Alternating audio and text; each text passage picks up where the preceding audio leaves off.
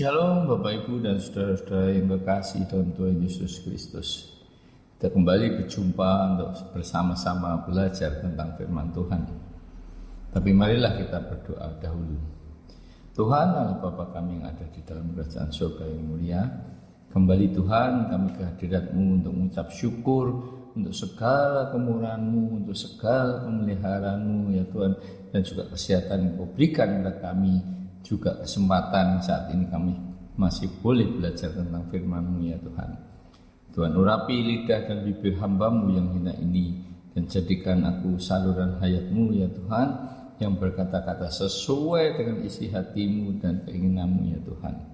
Dan Roh Kudus, Kau juga sudi urapi para pendengar yang mendengarkan firman ini, supaya mereka mendapatkan hikmat untuk mengerti kebenaran firman Tuhan dan melakukannya dalam kehidupan mereka sehari-hari. Terima kasih Tuhan, berbicaralah, kami siap untuk mendengarkan. Dalam nama Tuhan Yesus kami berdoa dan mengucap syukur. Haleluya. Amin. Bapak Ibu saudara-saudara, kali ini kita akan belajar tentang kutuk dosa atau takdir. Dalam Keluaran 20 ayat 5, jangan sujud menyembah atau beribadah kepadanya, karena aku, Tuhan Allahmu, adalah Allah yang cemburu, yang membalaskan kesalahan bapa kepada anak-anaknya sampai keturunan yang ketiga dan keempat dari orang-orang yang membenci aku. Juga dalam Yesaya 59 ayat 2 berbunyi, tetapi yang merupakan pemisah antara kamu dan Allahmu ialah segala kejahatanmu, dan yang membuat dia menyembunyikan diri terhadap kamu sehingga ia tidak mendengar ialah segala dosamu. Saudara-saudara, kadang-kadang terasa aneh atau janggal mengapa orang percaya yang rajin ke gereja, bahkan menjadi aktivis, kok mengalami kegagalan dalam hidupnya, entah dalam pekerjaan atau kehidupan rumah tangganya. Boleh percaya atau tidak, ternyata kedua ayat tadi dapat merupakan penyebab kegagalan dalam hidupnya, yaitu karena kutuk turunan atau kejahatan dan dosa-dosa yang dilakukannya. Marilah kita mencoba mengulas tentang kutuk turunan. Kelihatannya tidak adil karena yang berbuat dosa orang tua atau nenek moyangnya, namun kutuk itu harus ditanggung oleh keturunannya. Ya, ketika seorang ayah memiliki gaya hidup yang berdosa, maka anak-anaknya cenderung untuk memiliki gaya hidup yang sama juga. Itulah sebabnya mengapa adil bagi Allah untuk menghukum dosa hingga ke generasi ketiga dan keempat, karena mereka juga melakukan dosa yang sama seperti yang dilakukan leluhurnya. Sebenarnya mereka sedang dihukum karena dosa-dosa mereka sendiri sebagai akibat dari dosa dari para leluhurnya. Namun ayat berikut ini bertentangan dengan kutuk turunan, di mana Allah tidak menghukum anak-anak karena kesalahan ayahnya. Demikian juga kesalahan anak harus ditanggungnya sendiri, yaitu dalam Ulangan 24 ayat 16.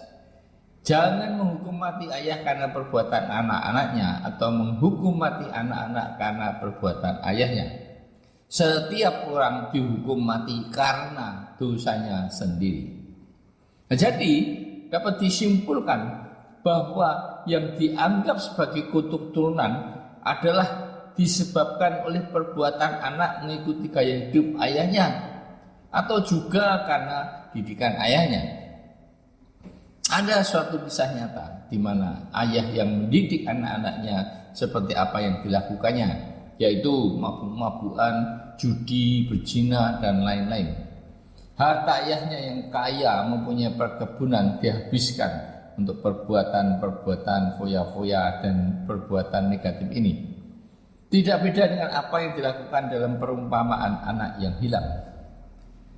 Waktu orang ini masih di kelas 6 SD, sudah diajari ayahnya untuk merokok. Dan hasilnya seperti pepatah like father like son, dia mengikuti gaya hidup ayahnya. Akan tetapi pada suatu titik nadir dia merasakan kejemuan dalam hidupnya, karena dia tidak menemukan untuk apakah hidupnya.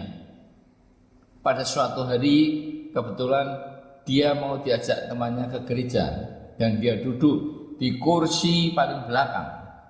Nah, ternyata Roh Kudus menjamah dia lewat khotbah yang ada, sehingga dia sadar akan perbuatan-perbuatannya yang tidak dapat membuat dirinya merasakan damai sejahtera dan sukacita. Singkat cerita, akhirnya dia menjadi seorang hamba Tuhan. Nah, kita kembali pada gaya hidup ayah yang akan menurun kepada anak-anaknya, sehingga timbul pengertian adanya kutuk turunan. Ternyata dari ketiga ayat di atas, yaitu Keluaran 20 ayat 5, Yesaya 59 ayat 2, dan Ulangan 24 ayat 16, yang menyebabkan kegagalan dalam hidupnya adalah dosa dan kejahatannya sendiri, seperti dalam Yesaya 59 ayat 2, yang mungkin juga didapat dari pendidikan ayahnya atau meniru perbuatan ayahnya. Namun bagaimana dengan orang yang hidupnya baik, tidak jahat, dan tidak hidup dalam dosa? Kok hidupnya juga begitu-begitu saja, malah bisa susah. Untuk itu cobalah flashback untuk mempelajari bagaimana cara leluhurnya hidup. Apakah ada yang sebagai pelaku perzinahan, pencudi, perampok, pemabuk, menyembah berhala atau okultisme dan lain-lain perbuatan dosa yang menyebabkan kutuk turunan. Kutuk dapat dilepaskan oleh Tuhan Yesus yang sudah menanggung kutuk di atas kayu salib. Nah, bagaimana jika leluhurnya ternyata juga orang-orang baik? Untuk itu hanya satu kemungkinannya, yaitu karena takdir Allah, atau juga disebabkan oleh ketidakmampuannya dalam bekerja. Entah dia pemalas, tidak smart, tidak mempunyai inisiatif, tidak dapat melihat peluang dan sebagainya. Sukses faktor yang tidak dia miliki juga. Takdir sudah ditentukan oleh Allah. Dapat menjadi nasib jika orang melangkah dan memutuskan untuk bertindak menurut kemauannya sendiri. Contohnya, Yusuf yang ditakdirkan menjadi orang kedua di Mesir akan bernasib menjadi pria simpanan istri Potifar jika dia mau menuruti hawa nafsu keinginan istri Potifar tersebut. Nah, inilah beda antara takdir dan nasib. Nah, jika demikian, apa yang harus diperbuat? Lihatlah dulu konteks penyebabnya. Apakah penyebab kegagalan dalam hidupnya? Yang pertama, jika penyebabnya oleh karena melakukan dosa dan kejahatan, maka dia harus bertobat, minta ampun kepada Tuhan dan tidak berbuat dosa lagi. Yang kedua, jika benar-benar karena kutuk turunan, maka harus dilepaskan lewat hamba Tuhan, di mana dia harus mengakui semua perbuatan-perbuatannya dan barulah dapat dilepaskan. Karena Tuhan Yesus sudah menjadi kutuk di atas kayu salib, dan Tuhan Yesus sendiri yang akan melepaskan kutuk itu. Yang ketiga, jika karena takdir, bersyukur dan bersukacitalah, karena Tuhan mempunyai rencana sendiri dalam hidupnya. Banyak pelayan-pelayan Tuhan atau aktivis maupun orang percaya yang hidupnya biasa-biasa saja, malah dapat dikatakan susah. Namun imannya percaya kepada kehidupan kekal akan membuatnya hidup dalam damai sejahtera dan sukacita, dan selalu bersyukur dalam segala hal, apapun yang dihadapinya. Dia selalu berkata, Tuhan Yesus baik. Karena Tuhan Yesus sendiri berkata bahwa lebih mudah seekor unta masuk ke dalam lubang jarum daripada orang kaya masuk ke surga. Amin. Marilah kita berdoa. Tuhan, terima kasih atas segala firman-Mu yang mengingatkan kami untuk selalu bersyukur dan bersukacita apapun yang terjadi dalam kehidupan kami. Karena Engkau adalah Allah yang setia dan adil, yang selalu menyertai kami dan tidak akan pernah meninggalkan kami. Engkau telah memberikan hikmat kepada kami untuk dapat memahami apa penyebab kegagalan hidup kami, yaitu apakah karena kejahatan dan dosa yang kami lakukan atau benar-benar karena kutuk turunan maupun karena takdir yang sudah Kau tentukan. Karena itu Tuhan, kami berdoa bagi mereka yang masih hidup dalam dosa dan kejahatan, kiranya Roh Kudus menjamah mereka untuk bertobat. Bagi yang memang benar-benar karena kutuk turunan, maka dalam nama Tuhan Yesus mereka akan terbebas dari ikatan untuk itu, karena Engkau sudah menjadi terkutuk dengan tergantung di atas kayu salib.